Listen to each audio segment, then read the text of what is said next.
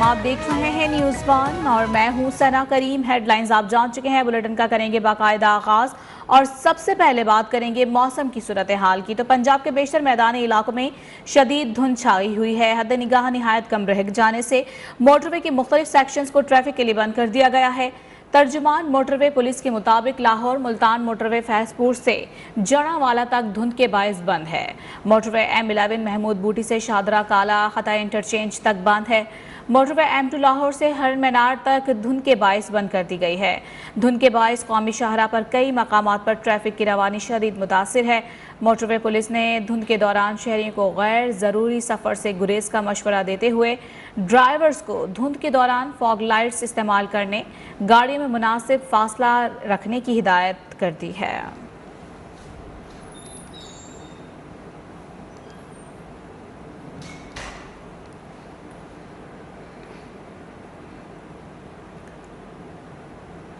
और कुछ बात करेंगे बलूचिस्तान के मौसम की, तो जहां पर बर्फबारी का सिलसिला जारी है। कुजक टॉप, पुराना चमन, शेलाबाग और तुबा चकजई में शुमाली बलूचिस्तान में आज से शदीद तरीन सर्दी की लहर का इम्कान है। शिमाली बलूचिस्तान में बर्फ से हर चीज ढक गई, लोग ठिठुर गए, गाड़ियां फंस गईं। बलूचिस्तान के इलाकों कोजक टॉप, पुराना चमन, शीलाबाग और तोबा अचकजई में बर्फबारी का सिलसिला जारी है। आज से शिमाली बलूचिस्तान में शदीद तरीन सर्दी की लहर का इम्कान है। बर्फबारी के बायस कोजक टॉप के मुकाम पर कई गाड़ियां फंस गईं। इंतजामिया की जानिब से सैकड़ों अफराद को रेस्क्यू किया गया है। शदीद तरीन सर्दी के बायस कोयटा चमन शाहरा फिर से मुंजमद है। कोयटा ज़ियारत शाहरा पर भी ट्रैफिक की रवानी मुतासिर है। तो मुल्क में बारिश और बर्फबारी से सर्दी की शिद्दत में मजीद इजाफा हो गया है। महकमा मौसमियात ने खबरदार किया है कि कराची में आज रिकॉर्ड सर्दी पड़ सकती है। यखबस्ता हवाएं चलेंगी। दर्जा हरारत में मजीद कमी होने की तवक्को भी है, जबकि महकमा मौसमियात ने शहर कायद समेत सिंध के साहिली इलाकों में रिकॉर्ड सर्दी पड़ने की पेश गोई भी कर रखी है। मुल्क में बारिश और बर्फबारी से सर्दी की शिद्दत में मजीद इजाफा हो चुका है। महकमा मौसमियात ने खबरदार किया है कि कराची में आज रिकॉर्ड सर्दी पड़ सकती है। यखबस्ता हवाएं चलेंगी और दर्जा हरारत में मजीद कमी होने की भी तवक्को है। महकमा मौसमियात ने शहर कायद समेत सिंध के साहिली इलाकों में रिकॉर्ड सर्दी पड़ने की पेशगोई कर रखी है।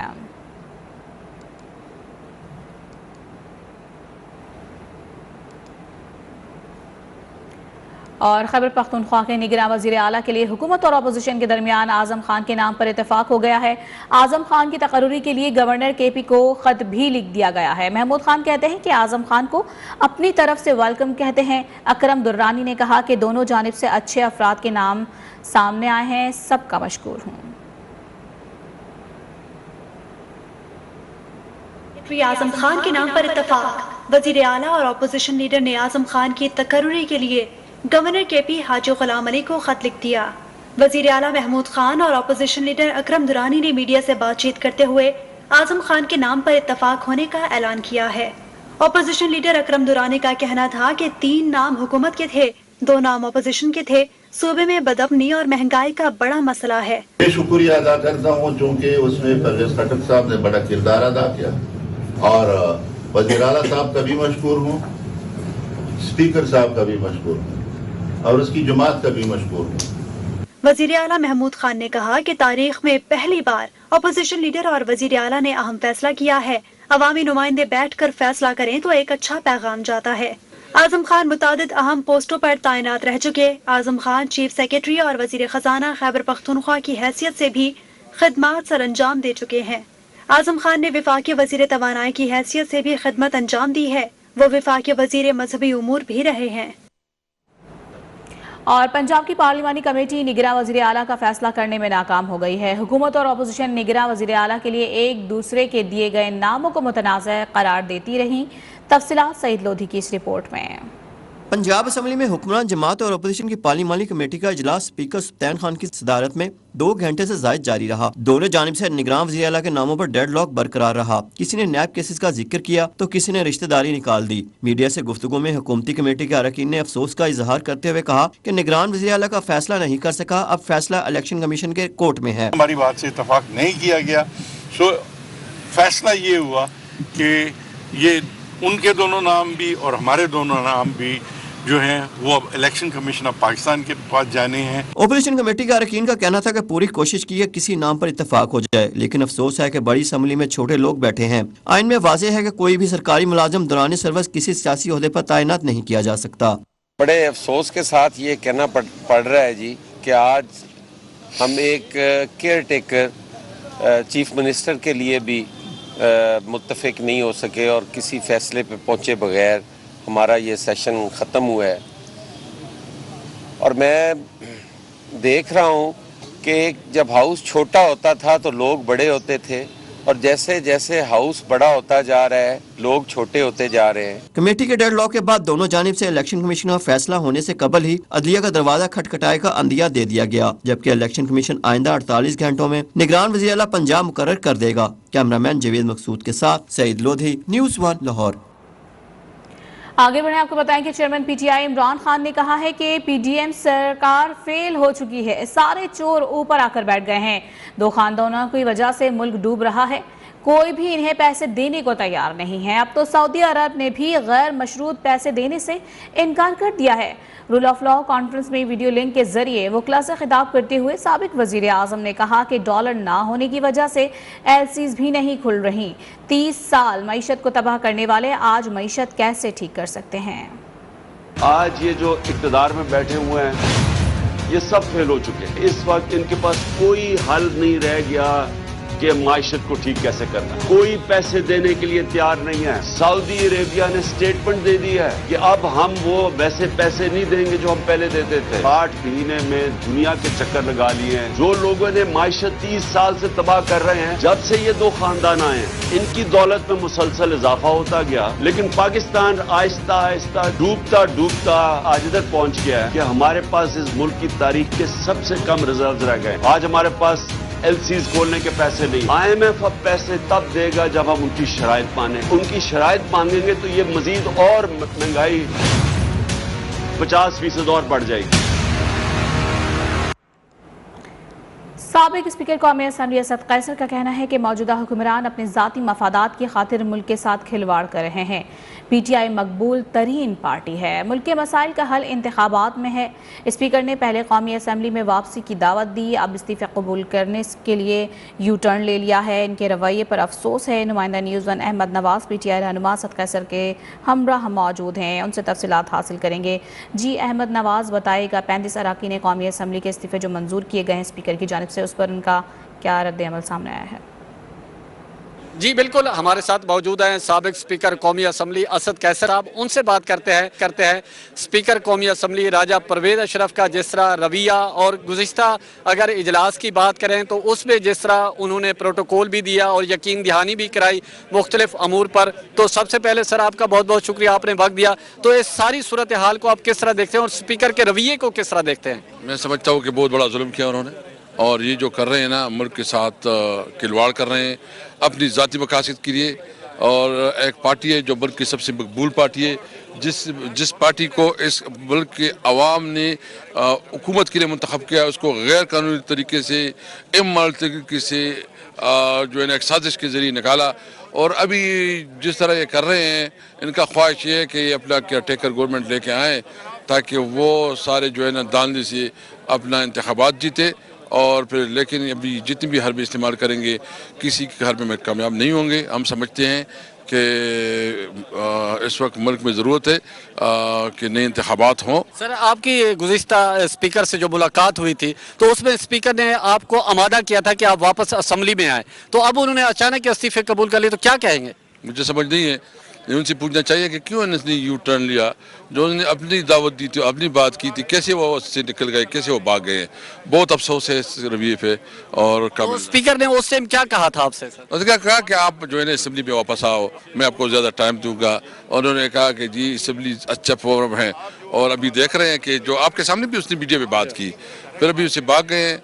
तो ये देखे वो अपने ओहदे की तौहीन कर रहे हैं। सर अभी पीटीआई के ऐवान में इस सारी सूरत हाल के बाद क्या पोजीशन है, क्या फिगर है आपके पास? इस वक्त जो है ना 47 रहते हैं, 70 के कबूल हो गए, 47 रहते हैं। तो आपको अक्सरियत को अकलियत में तब्दील किया जा रहा है, तो क्या कहेंगे? देखो अभी जो कुछ कर रहे हैं ना, ये उनके अपने पल्ले पड़ रहे हैं। क्योंकि जितनी हरकतें कर रहे हैं उसकी वजह से उनकी अपनी जो है ना मकबूलियत भी ख़त्म हो रही है और जो थोड़ा रहा सा लोगों की हमदर्दी वो भी ख़त्म हो रही है, तो हमारे लिए अच्छा कर रहे हैं। तो सर हुकूमत तो कहती थी आम इंतखाबात, जब पीटीआई कहती है कि इंतखाबात, तो हुकूमत और तरफ जा रही है, तो क्या कहेंगे? देखिए जो भी करे इंशाल्लाह अभी इलेक्शन का माहौल है, इलेक्शन होगा और मुल्क में इंतखाबात होने जा रहे हैं इंशाल्लाह। जी नादरीन, आपने सुना साबिक स्पीकर कौमी असम्बली असद कैसर साहब का कहना है कि मुल्क में इंतखाबात हर हाल में होंगे और पाकिस्तान तहरीक इंसाफ की जीत यकीनी होगी। जी के अहमद नवाज साबिक स्पीकर कौमी असम्बली असद कैसर के हमरा मौजूद थे। असद कैसर का यही कहना था कि अपने ओहदे की तौहीन की जा रही है स्पीकर की जानिब से। इससे कबल उनकी जानिब से ये कहा गया था कि आप असम्बली में वापस लौटें, और जब हमने इस पर मुशावरत शुरू की तो उन्होंने इस्तीफे कबूल किए, और ये मुल्क के साथ खिलवाड़ है। बहुत शुक्रिया अहमद नवाज आपका। और वफाकी वज़ीर दाखिला राना सनाउल्लाह ने कहा है कि नून लीग इलेक्शन में भरपूर हिस्सा लेगी।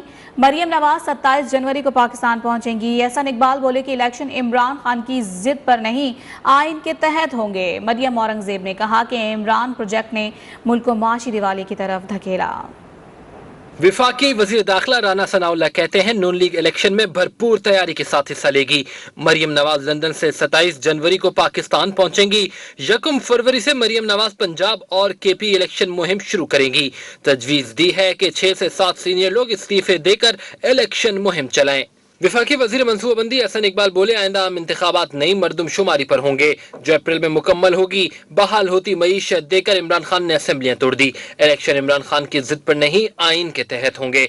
इलेक्शन के लिए अक्टूबर तक इंतजार करें। इमरान खान साहब ने जब देखा कि ये मईशत तो फिर बहाल होने लगी है, उन्होंने पंजाब असेंबली और खैबर पख्तूनख्वा असेंबली को तोड़ के पाकिस्तान की मईशत पे एक और मिसाइल फायर कर दिया। विफाकी वजीर इत्तलात मरियम औरंगजेब ने कहा इत्तेहादी हुकूमत की सबसे बड़ी कामयाबी मुल्क को प्रोजेक्ट इमरान से पाक करना है। इमरान प्रोजेक्ट ने मुल्क को माशी दिवालिये की तरफ धकेला। आज मुल्क में महंगाई, माशी तबाही और सियासी अदम इस्तेहकाम इमरान प्रोजेक्ट की वजह से है। आज मुल्क में रोटी महंगी है तो इमरान प्रोजेक्ट की वजह से है। 4 साल इमरान फॉरेन फंडेड प्रोजेक्ट ने मुल्क की खारजा ताल्लुकात को तबाह करके आलमी सतह पर तनहा किया। पंजाब और खैबर पख्तूनख्वा में इंतखाबात के लिए मियां नवाज शरीफ ने पार्लिमानी बोर्ड तश्कील दे दिया है। 32 मेंबरान पर मुश्तमिल पार्लिमानी बोर्ड की क़यादत कायद नून लीग नवाज शरीफ करेंगे। ज़राए के मुताबिक वज़ीर आज़म शहबाज शरीफ भी पार्लिमानी बोर्ड का हिस्सा होंगे। बोर्ड में सीनियर नाइब सदर मुस्लिम लीग नून मरियम नवाज, एहसन इकबाल, ख्वाजा आसिफ, राना सनाउल्लाह, मियां जावेद लतीफ़ भी शामिल होंगे। ख्वाजा साद रफ़ीक, सरदार आयाज सादिक भी पार्लिमानी बोर्ड का हिस्सा होंगे। ज़राए के मुताबिक खैबर पख्तूनख्वा से अमीर मुकाम मुर्तज़ा जावेद अब्बासी पार्लिमानी बोर्ड में शामिल होंगे। पार्लिमानी बोर्ड इंतखाबात में उम्मीदवारों का इंतखाब और पार्टी टिकट तकसीम करेगा।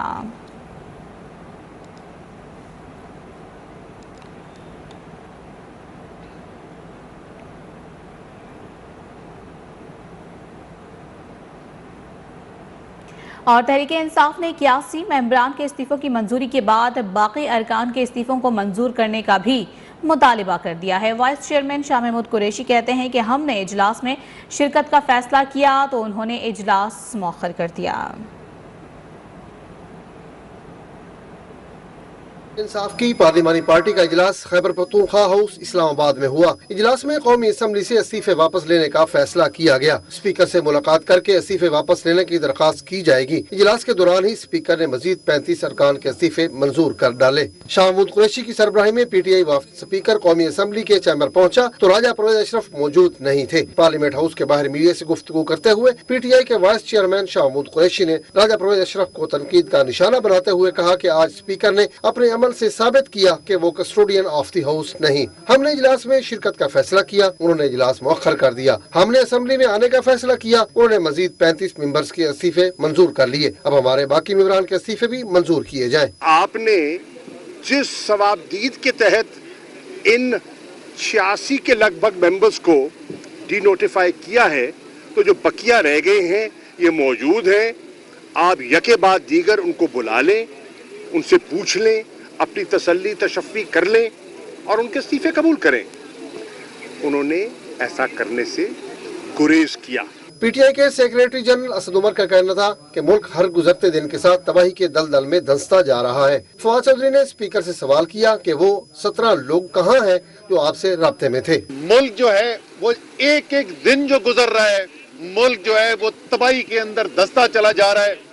जो रेजीम चेंज ऑपरेशन कर कर पाकिस्तान के ऊपर इम्पोर्टेड टोला मुसल्लत किया गया है, उसने ऐसे पाकिस्तान के हालात पैदा कर दिए कि 1971 के बाद से देखे नहीं गए थे। स्पीकर कह रहा था कि 17 लोग मेरे से राब्ते में हैं, 18 लोग मेरे से राब्ते में हैं। मैं पूछता हूं इस डमी स्पीकर से, वो किधर गए हैं वो 18 लोग जो आपसे राब्ते में थे? यहाँ तो आज पूरी तरीके इंसाफ खड़ी है और अपने कायद इमरान खान के एक इशारे के ऊपर उन्होंने इस्तीफे पेश किए हैं। साबिक स्पीकर कौमी असम्बली असद कैसर ने कहा कि स्पीकर कौमी असम्बली ने हमें असम्बली में बुलवाया था। उन्होंने कहा था कि मैं ऐसे इस्तीफे मंजूर नहीं कर सकता। क्या जिनके इस्तीफे मंजूर किए गए उन्हें स्पीकर ने बुलाया था? असद कैसर का कहना है कि ये गैर कानूनी है, जमहूरियत के नाम पर मजाक है। कैमरामैन लाल मीर के साथ हाफिज अब्दुल माजिद, न्यूज़ 1 इस्लामाबाद।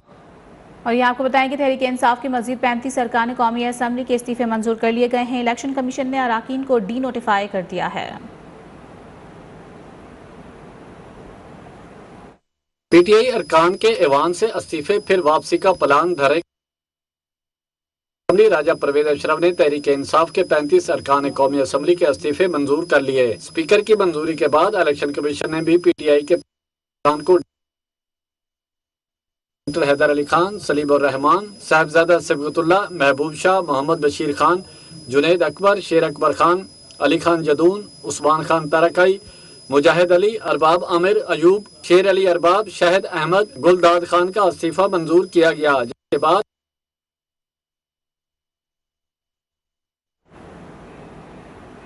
खबरों का सिलसिला जारी रहेगा। यहाँ वक्त हुआ है ब्रेक, के साथ रहिएगा।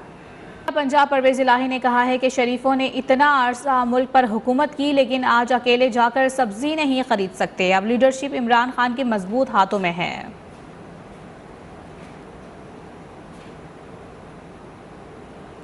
वज़ीर आला पंजाब परवेज इलाही ने सुप्रीम कोर्ट बार पंजाब बार के टैक्स तकसीम की तकरीब से खिताब करते हुए कहा कि पाकिस्तान इमरान खान के झंडे तले बहुत तरक्की करेगा। वक्त आ गया है कि इमरान खान के हाथ मजबूत करें। इमरान खान हर वक्त आम आदमी की ज़िंदगी में मुस्बत तब्दीली लाने का सोचते रहते हैं। वज़ीर आला पंजाब का कहना था कि शरीफों ने इतना अरसा मुल्क पर हुकूमत की, लेकिन आज अकेले जाकर सब्जी नहीं खरीद सकते।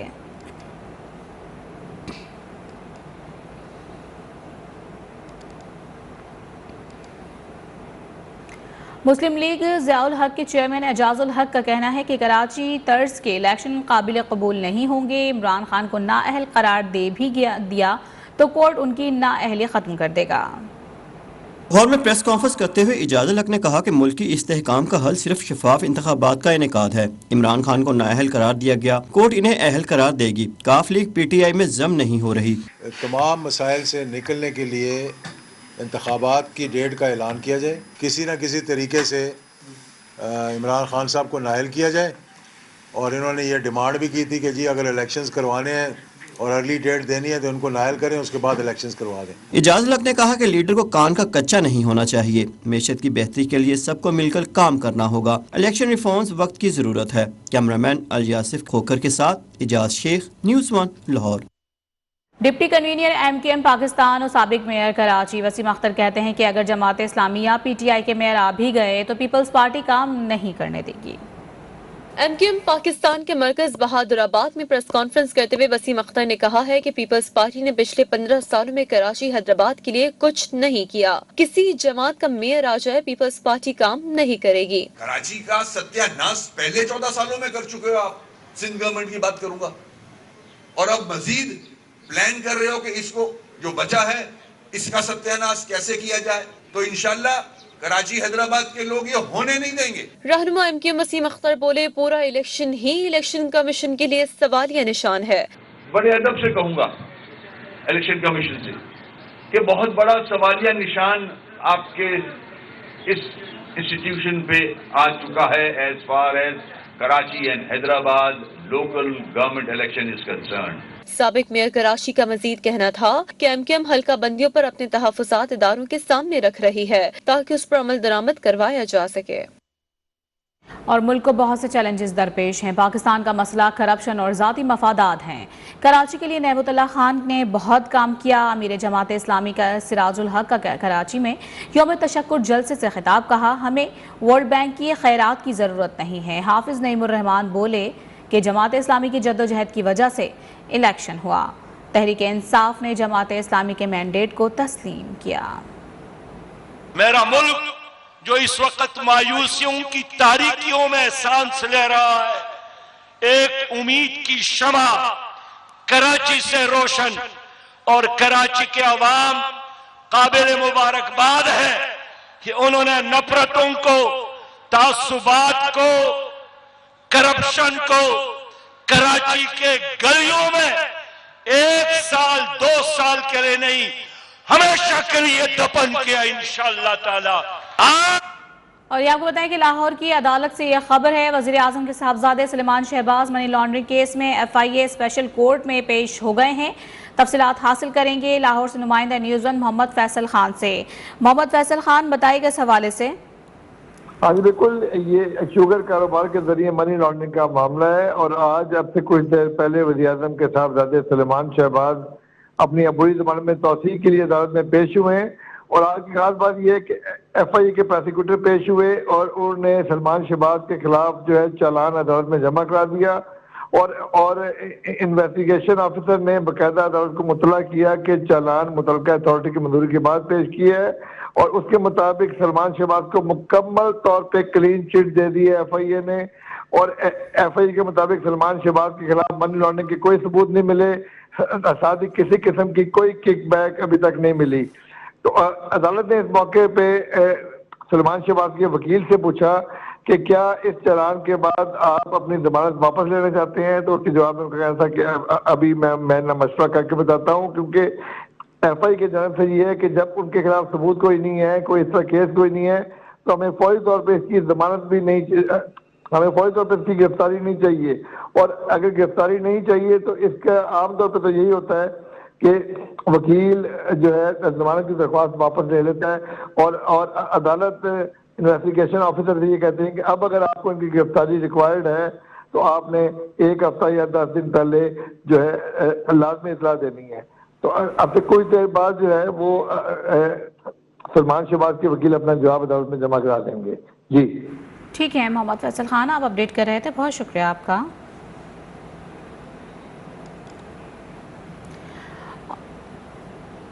और पेशावर से खबर दें, जहां पे दर पे हमलों के बाद सिक्योरिटी हाई अलर्ट कर दी गई है। हसास इलाकों में नफरी को बढ़ा दिया गया है।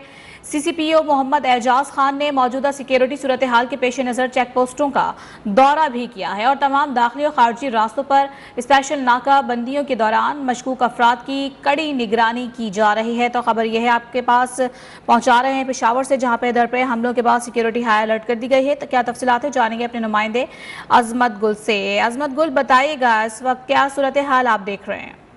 जी बिल्कुल, पिशावर में पेदर पे दहशतगर्दी के हमलों के बाद सिक्योरिटी मजीद सख्त कर दी गई। हसास इलाकों में नफरी भी बढ़ा दी गई है, जबकि CCPO पिशावर एजाज खान ने हसास मुकामात और शौकियात का दौरा भी किया है। शिदत पसंदी के हमलों के बाद CTD और दीगर सिक्योरिटी इदारों के साथ मिलकर शहर के मुख्तलिफ इलाकों में टारगेटेड ऑपरेशन का सिलसिला भी तेज कर दिया गया है, जबकि ह्यूमन इंटेलिजेंस बेस पर भी कार्रवाइयाँ शुरू की गई है। शहर में दाखिल होने वाले मशकूक गाड़ियों और मुश्तबा अपराध की मुकम्मल जांच पड़ताल की जा रही है। कैपिटल सिटी पुलिस के हवाले से के हौसले बुलंद है। हर किस्म के हालात के लिए पहले से ज्यादा हम तैयार है। CCPO पिशावर मोहम्मद एजाज का इस हवाले से कहना है कि दहशतगर्दों के हर महाज पर मुंहतोड़ जवाब मिलेगा, जबकि खैबर पख्तूनख्वा पुलिस बहादुर और जानसार की पुरस है और हम किसी कीमत पर भी पीछे नहीं हटेंगे, डट कर मुकाबला करेंगे। जी ठीक है, तो CCPO मोहम्मद एजाज खान ने भी मौजूदा सिक्योरिटी सूरत हाल के पेश नज़र चेक पोस्टों का दौरा किया है और तमाम दाखिली और खारजी रास्तों पर स्पेशल नाकाबंदियों के दौरान मशकूक अफराद की कड़ी निगरानी की हिदायत भी जारी की हैं। तफसीलात बता रहे थे अजमत गुलाब, बहुत शुक्रिया आपका। खबरें और भी हैं, शामिल होंगी इस ब्रेक के बाद, साथ रहिएगा। आपको बताएं कि दीपालपुर में 2 दिन बारिश के बाद फिर धुंध का राज है। हद निगाह इंतहाई कम और सर्दी की शिद्दत में मजीद इजाफा हो गया है। मज़ीद तफसीलात हासिल करेंगे नुमाइंदा न्यूज़ 1 मोहम्मद आसिफ खोकर से। जी आसिफ खोकर, बताइएगा इस वक्त क्या सूरत हाल आप देख रहे हैं और महकमा मौसमियात का क्या बताना है? हाँ जी बिल्कुल जी, 2-3 वक्फे से हल्की हल्की बारिश जारी रहने के बाद तहसील दीपालपुर में धुंध ने फिर से एक दफा एंट्री डाल दी हुई है और रात से ही शदीद धुंध का सिलसिला जारी है। तहसील भर की अगर बात की जाए तो यहाँ पे मंडी अहमदाबाद, हवेली, लखा, बसीरपुर, हुजरा शामकीम और तमाम मुजाफाती इलाकों में शदीद धुंध के साथ साथ सर्दी की शिदत में भी खासा इजाफा देखा जा रहा है, जिसके बायस ट्रैफिक की रवानी जो है वो शदीद मुतासर हुई है। हद निगाह इंतहाई कम रह गया हुआ है, जिसके बायस जो है यहाँ पे पेट्रोलिंग पुलिस और ट्रैफिक एहलकार जो हैं वो ड्राइवर हजरात को फॉग लाइट के इस्तेमाल को यकीनी बनाते हुए ट्रैफिक ड्राइविंग जो है आहिस्ता अंदाज में करने की हिदायत जारी कर रहे हैं। दूसरी जानिब अगर बात की जाए शहरियों की, तो शहरी सर्दी की शिद्दत को कम करने के लिए आग और कोयला जलाकर जो है उसकी तपिश से आग को जो अपनी सर्दी की शिद्दत को जो है कम करने की कोशिश कर रहे हैं। मौसमी दर्जा हरारत की अगर हम बात करें तो यहाँ का जो दर्जा हरारत है आज 6 डिग्री सेंटीग्रेड रिकॉर्ड किया गया। महकमे मौसमियात का इस हवाले से यही कहना है कि आइंदा 2-4 रोज तक यूं ही शदीद धुंध और सर्दी की शिद्दत का सिलसिला जो है वो जारी रहेगा। जी हद निगाह इंतहाई कम और सर्द में इजाफा हो गया। आसिफ खोकर अपडेट कर रहे थे, बहुत शुक्रिया आपका। खानपुर और गिरदुनवाह से शदीद धुंध और सर्दी का राज है। हद निगाह इंतहाई कम होकर रह गई है, जिससे आम शाहराहों पर ट्रैफिक की रवानी भी मुतासिर है। दूसरी जानिब गैस की लोड शेडिंग का सिलसिला भी बदस्तूर जारी है। इस हवाले से मजीद जानते हैं हमारे नुमाइंदे हाफिज नासिर भट्टी से। जी नासिर भट्टी, क्या सूरत हाल आप देख रहे हैं? हाँ जी बिल्कुल, कानपुर शहर और उसके गिरदो नवाह में शदीद धुंध और कड़ाकेदार सर्दी का राज है। हद निगाह इंतहाई कम होकर रह गई है। शदीद धुंध और कड़ाकेदार सर्दी के बायस अहम शाहराहों पर ट्रैफिक की रवानगी भी मुतासिर है। ट्रैफिक हुकाम का कहना है कि शहरियों को चाहिए वो गैर जरूरी सफर से इज्तनाब करें। ड्राइवर को चाहिए कि वो फॉग लाइट का इस्तेमाल यकीनी बनाएं। शदीद धुंध और कड़ाकेदार सर्दी के बायस कारोबारी जिंदगी भी मफलूज होकर रह गई है। दूसरी जानिब अगर बात की जाए शदीद धुंध और कड़ाकेदार सर्दी के बायस गैस की लोड शेडिंग का सिलसिला भी जारी है, जिससे शहरियों को शदीद मुश्किलात का सामना है। जी ठीक है, हाफिज नासिर भट्टी आप अपडेट कर रहे थे, बहुत शुक्रिया।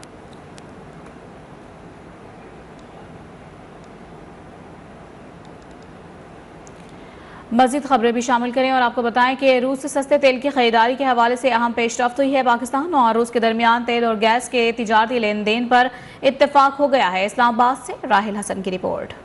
बाज़ रूस राब्ते तवानाई के रास्ते। पाकिस्तान और रूस के दरमियान सहरोजा बैनुल हुकूमती कमीशन का 8वां इजलास इख्तिताम पजीर हो गया। दोनों ममालिक के दरमियान मुज़ाकरात के इख्तिताम पर मुआहदों पर दस्तखत किए गए और मुश्तरका ब्रीफिंग भी दी गई। रूसी वजीर तवानाई ने कहा कि पाकिस्तान के साथ तेल और गैस की तिजारत से मुतालिक स्ट्रक्चर को मार्च में हतमी शक्ल दे दी जाएगी। अदायगियाँ किसी भी मुल्क की करेंसी में हो सकती हैं। Для энергетического сотрудничества, который должен стать основой для будущей работы и должен быть согласован в 2023 году. इस मौके पर मेजबान वजीर इक्तिसादी उमूर अयाज सादिक का कहना था कि तवानाई के शोबे में ताउन के हवाले से नुमायां पेशरफ्त हुई है।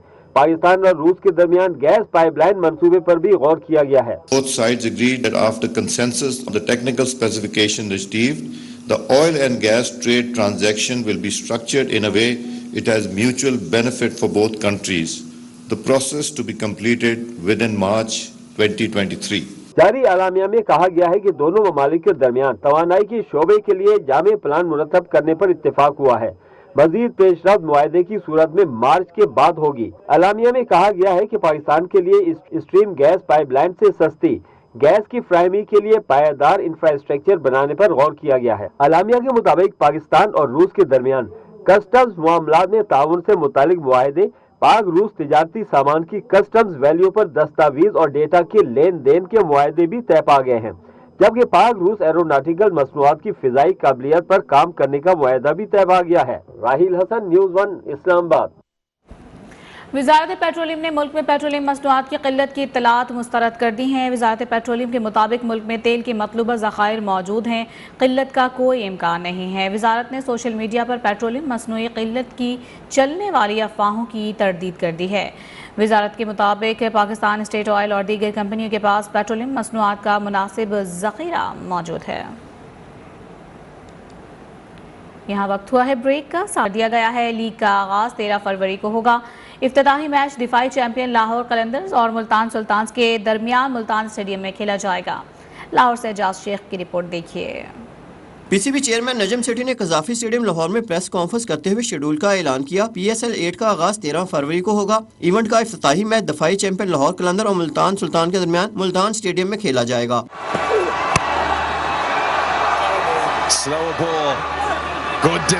इवेंट में मजमूई तौर पर 34 मैचेस खेले जाएंगे। रावलपिंडी में 11 मैचेस, कराची और लाहौर में 9, जबकि मुल्तान में 5 मैचेस खेले जाएंगे। इवेंट में कुल 36 गैर मुल्की खिलाड़ी शिरकत करेंगे।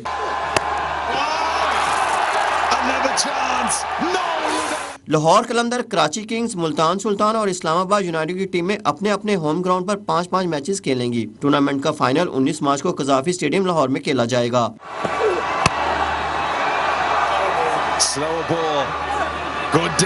इवेंट के दौरान खवातीन के 3 मैचेस का भी इनेकाद होगा, जबकि कोयटा में 5 फरवरी को नुमाइशी मैच खेला जाएगा। Ijaz Sheikh, news 1 Lahore. Pakistan cricket team के साबिक कप्तान इंजमाम उल हक का कहना है कि एक आध सीरीज हारने पर कप्तान को तब्दील नहीं करना चाहिए। बाबर आजम फ्रंट पर लीड करता है। लाहौर में मीडिया से गुफ्तगू करते हुए इंजमाम उल हक ने कहा कि इंडिया को चाहिए सियासत को खेल से अलग रखे। खेल में सियासत की गुंजाइश नहीं, क्योंकि जी स्पोर्ट्स एक अलग चीज़ है और सियासत एक अलग चीज़ है। हम इंडिया को भी यही बात है ना बहुत दफ़ा कह चुके हैं कि जी हम तो खेलने आज तक इंडिया से भी तैयार रहे थे।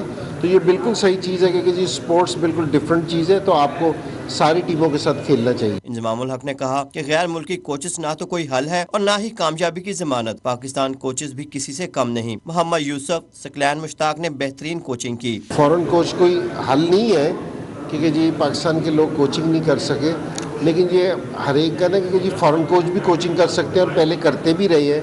ये आप डिपेंड करते हैं क्योंकि जी आने वाले पे क्योंकि जी वो कहाँ वो देखता है कि यार कौन सा कोच आके ना हमारी टीम को बेहतर ला सकता है। साबिक चीफ सिलेक्टर और कप्तान का कहना था कि एक आधी सीरीज हारने पर कप्तान को तब्दील नहीं करना चाहिए। बाबर आजम फ्रंट पर लीड करता है। बाबर आजम की तीनों फॉर्मेट में परफॉर्मेंस अच्छी है और बाबर की जिस तरह की परफॉर्मेंस है लीड फ्रॉम द फ्रंट है, तो मेरे ख्याल में उसको मौका मिलना चाहिए। इंजमाम उल हक ने कहा कि PSL और डोमेस्टिक क्रिकेट के मैचेस तमाम शहरों में होने चाहिए। इजाज शेख, न्यूज़ 1 लाहौर। और लाहौर से अहम खबर यह है कि मनी लॉन्ड्रिंग केस में FIA ने सलेमान शहबाज को क्लीन चिट दे दी है और FIA मनी लॉन्ड्रिंग मुकदमे में सलेमान शहबाज की बुरी जमानत पर इस हवाले से समाअत हुई है और FIA ने सलेमान शहबाज की हद तक चालान अदालत में पेश कर दिया है। हमारे नुमाइंदे मोहम्मद फैसल खान हमारे साथ मौजूद हैं, उनसे मजीद डिटेल्स हासिल करेंगे। मोहम्मद फैसल, बताइएगा इस हवाले से आप। आज देखो शुगर बिजनेस के जरिए मनी लॉन्ड्रिंग का ये मामला है और आज वज़ीर-ए-आज़म के साहब सलमान शहबाज लाहौर की FIA अदालत पेश हुए और आज FIA ने चालान जमा करवाया जिसमें FIA ने उनको मुकम्मल तौर पर बेगुनाह करार दे दिया है और अपने चालान में FIA ने ये मेंशन किया है कि हमें मनी लॉन्ड्रिंग के कोई सबूत नहीं मिले, ना ही किसी किस्म के किक बैक के सबूत मिले हैं। तो ये वाले हालात में हमें इनकी फौरी तौर पर गिरफ्तारी की जरूरत नहीं है क्योंकि ये हमारी तरफ से बेगुनाह है। तो अदालत ने इस मौके पर उनके वकील अमजद परवेज से पूछा कि क्या अब आप जमानत की दरख्वास्त वापस लेना चाहते हैं, तो उन्होंने कहा बिल्कुल हम जमानत की दरख्वास्त फौरन वापस लेंगे क्योंकि FIA ने बेगुनाह करार दे दिया है। अदालत ने केस की समाअत 4 फरवरी तक मुलतवी करते हुए जो है दोनों मुलजमान को अदालत में पेश होने के अहकाम जारी किए। उन्होंने कहा कि ट्रायल कैसा बने और इम्कान है कि आइंदा समाअत पे बरीयत की दरख्वास्त दायर कर दी जाएगी और उससे समाअत होगी। जी ठीक है मोहम्मद फैसल, आप अपडेट कर रहे थे, बहुत शुक्रिया आपका।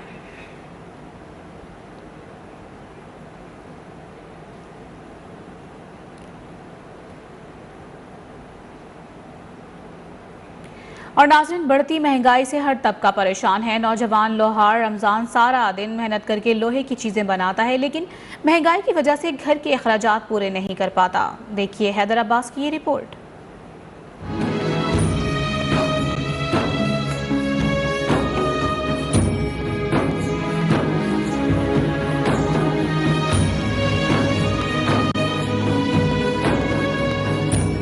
सारा दिन आग की भट्ठी पर लोहे की चीजें, कुल्हाड़ी, दरांती, बेलचा, कस्सी बनाने वाला नौजवान लोहार रमजान महंगाई की चक्की में पिसकर रह गया है। लोहे का सामान बनाकर बेचने से अखराजात पूरे नहीं कर पाता।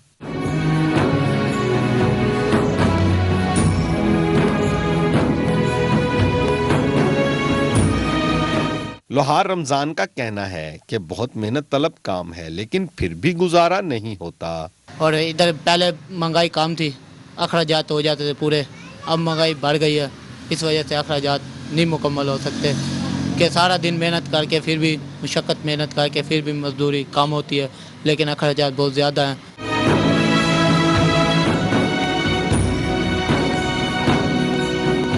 भट्ठी पर लोहे की चीजें बनाने वाला रमजान बढ़ती हुई महंगाई की वजह से मुश्किलात का शिकार हो चुका है। लोहे का काम करने वाला रमजान सारा दिन लोहे की चीजें बनाकर मेहनत करता है, लेकिन महंगाई की वजह से अखराजात पूरे नहीं कर पाता।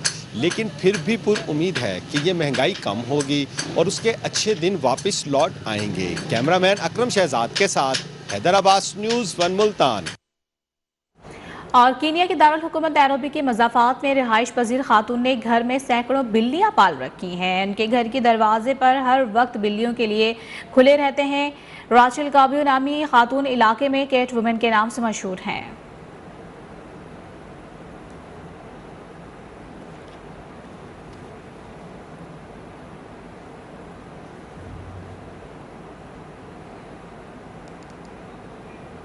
तो कीनिया का दारुल हुकूमत है नैरोबी, जहां पर मज़ाफ़ात में रिहाइश पजीर खातून ने घर में सैकड़ों बिल्लियां पाली हुई हैं। इनके घर के दरवाजे पर हर वक्त बिल्लियों का राज रहता है। हर वक्त बिल्लियों के लिए इनके दरवाजे खुले रहते हैं। राचेल काबियो नामी खातून इलाके में कैट वुमेन के नाम से मशहूर हैं। और इसी के साथ न्यूज़ स्टूडियो से फिल वक्त इतना ही। मज़ीद खबरों और अपडेट के लिए विजिट कीजिएगा हमारी वेबसाइट news1.tv। कुछ ही देर में हाजिर होंगे न्यूज़ हेडलाइंस।